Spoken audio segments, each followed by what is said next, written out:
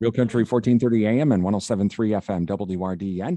Good afternoon. I'm Brian Winnekins. Joining us this afternoon, Pepin County Health Officer Heidi Stewart, and we have Alex Strand as well from the Health Department. We're going to get an update on COVID. And Heidi, good morning. And understand you have some help with all of the COVID tracking. Yeah, so we've been fortunate enough throughout the pandemic to at times have extra help. This position that Alex is in now was vacant for a while, and we were able to onboard her at a time when COVID appeared to be at what felt like its worst. And now since she's come, our numbers are continuing to drop. So really, really happy to have her and hope to keep her if it means that the numbers are going to stay down. But Alex Strand came to us at the beginning of February. She's going to be a public health specialist here at the department, working mostly on COVID. So all the different pieces of the COVID response and the COVID recovery, which is the direction we're hoping to head, are being kind of reassigned and handed over. So I will hand some of the questions over and to her that you would have, or the update for COVID today. And I certainly can help because she's only been here a little bit over a week. Well, Alex, again, welcome to Pepin County. I guess first, for those that don't know you, tell us a little bit about yourself. Well, I am originally from Minneapolis, and I've been living in Menominee now for a few years with my family.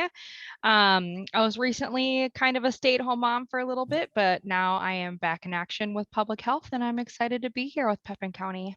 So Heidi mentioned this, and we've been hearing a lot of reports that the Omicron variant, as fast as it showed up, it seems like the numbers are starting to go down pretty quickly. Yes, they are.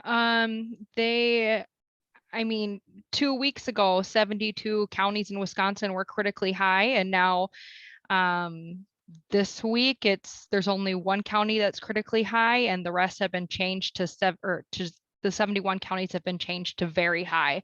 So we are seeing a decrease, not only in just the regular cases, but the variants as well, like Omicron and Delta.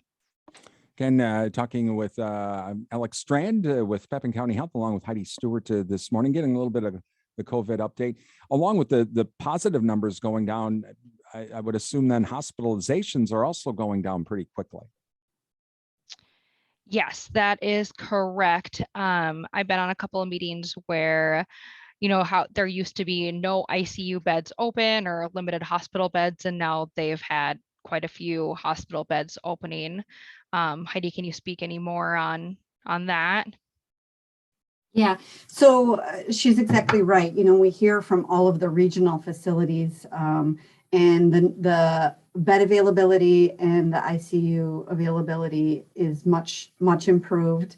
I haven't received an update on staffing issues in some of those other facilities in the region.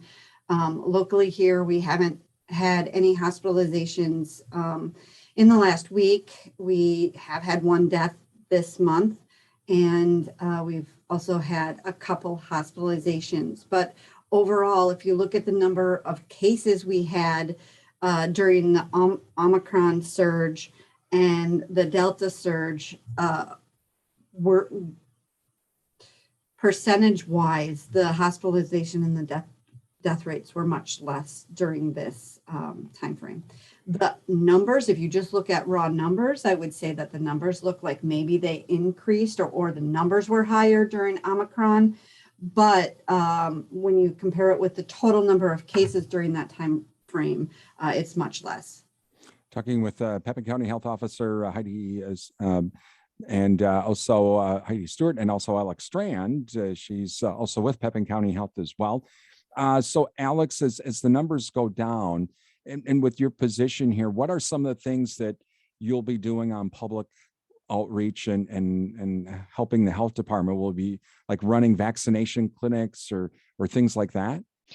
Yeah, so I'm still calling and contacting, the positive cases and educating them about quarantine and isolation, as well as some community education on COVID, as well as the vaccine, where to get vaccinated, and then, assisting with our public health nurse with any vaccine clinics that were to come up.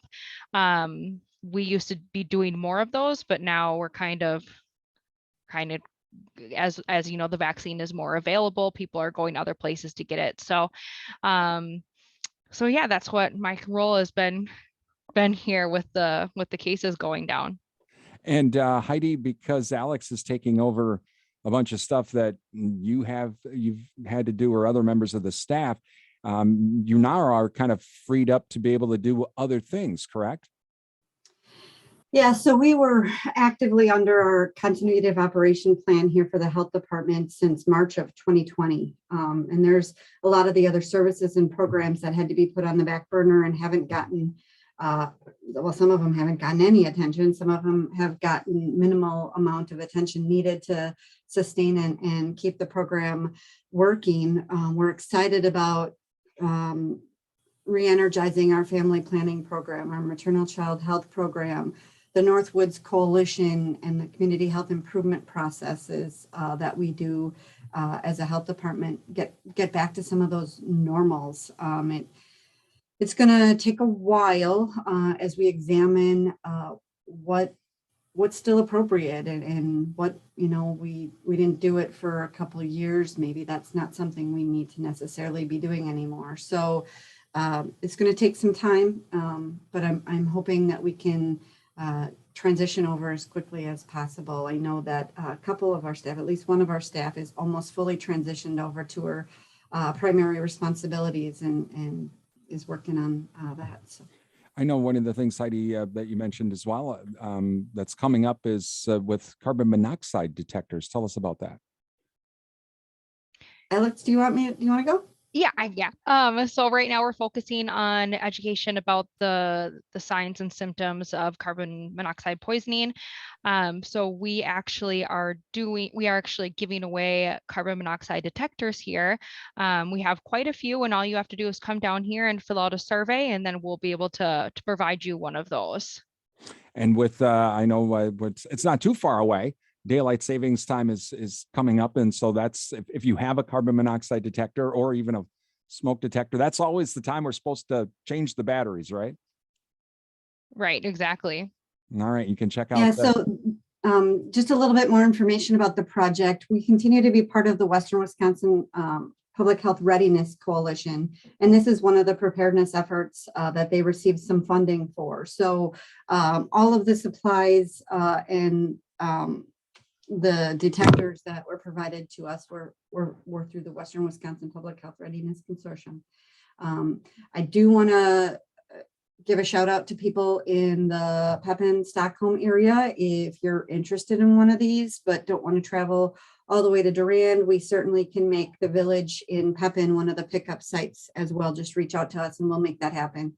All right. Again, you can contact Pepin County Health Department for more on those, even if you don't have a carbon monoxide detector as well, to have one for your home. And again, those are being provided through the consortium that Pepin County is a part of here in Western Wisconsin, the Readiness Consortium.